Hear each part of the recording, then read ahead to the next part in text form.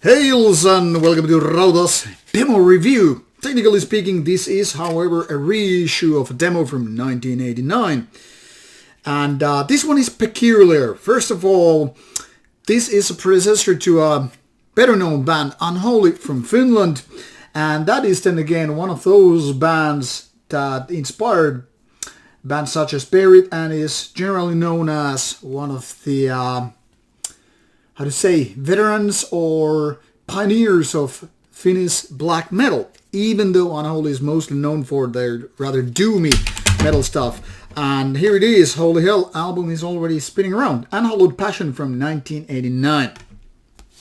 Especially the second demo, Kill Jesus, was the one that seemed to inspire Buried guys quite a lot. And as such, this kind of a release could be indeed groundbreaking and a very important part of Finnish metal history. Now, the latter one is actually still true, but given that Holy Hell in all its simplicity with this release here, lasting for about 27 minutes, including the drum solo here, this one is very, very basic release as such. I mean, of course, the original material is only so much, but when it comes to the music as well, this isn't exactly that groundbreaking as you might think of. Now, with Holy Hell preceding Unholy, which officially started in 1990, there is not much story to tell, really. 2 demos and then it was gone. Under a better name, if you ask me, but also the style changed.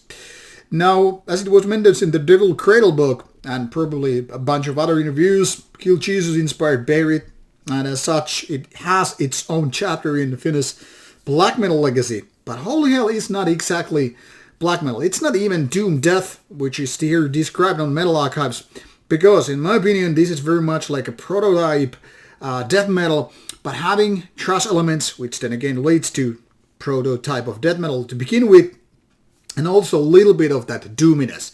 However, it's too much all over the place actually make it a good recording. Now, this might feel an offending statement to some people, so feel free to stay offended if you disagree with me. After all, these are matters of taste, not facts. But what are facts with Unhallowed Passion is that originally it was this 6 tracks, 24 minutes give or take, as a tape release back in the late 80s. And during those times, even death metal wasn't really formed. I mean, there were a bunch of death metal bands, yes, we all know that, and death metal was actually getting ready to peak back in the days. But there were lots of bands that basically started even around this era or early 90s, and as such, it was a time or era of things to change, especially black metal emerging with its second wave and changing the game totally. And even death metal was much in turmoil, or say very early parts of the whole deal. Much like black metal, but also quite different. Thrash metal then again had its impact, but it was already constant motion, changing things all the time. And as such, I can understand why Holy Hell comes from a little bit weird background. I mean, you definitely hear that kind of a thrash almost being passed by this time, and death metal is dominating, and doom death metals, I mean, especially from the UK, must have been there to just create a little more than a handful of curveballs to make things more complicated. Result is, Unhallowed Passion is quite of a hybrid and not for everybody. Now, another fact here is that obviously because it's a demo, it's not exactly a pure high-class studio recording, but more of something that you would cook up in a rehearsal place. That doesn't automatically mean, however, a bad sound or production values that are close to shit, but it means you really can't compare this to so much more pro-made releases, known as albums usually. So how does this reissue then justify its existence? First and foremost, mostly because of its cult value, because it's being part of this Finnish extreme metal legacy. So it doesn't even really matter whether we're talking about death metal or thrash metal, black metal background or genres. More matters that this was there way before Finnish black metal became a thing. However, like I said, this isn't exactly, the black metal legacy as such, because there's nothing really indicating that this would later on become a black metal band, which later again would be rather known for their kind of a doomier approach. So this is a predecessor to Unholy in so many ways, but it's clearly, I mean, there's a clear reason why this isn't exactly the same.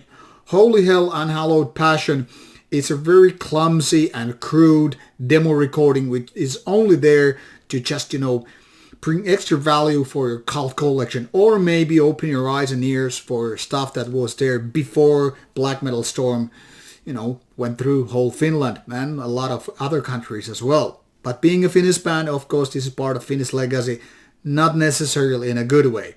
So when Buried guys were just praising that Kill Jesus demo, the thing here is, this isn't exactly the same. Like I said, this is very clumsy and crude, early death metal thing, which has a lot of hybrid elements, and nothing really here is exactly good. For example, the vocals are like in a transition phase from this kind of a trashier ways, which are not exactly screaming or growly, but kind of between clean singing and actual growling.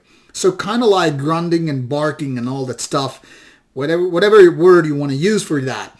And as such, being a death metal oriented demo, this is kind of like, what are you guys doing? Which way are you gonna go? Later on, of course, things were more clear and the band found its direction, and that's a different story.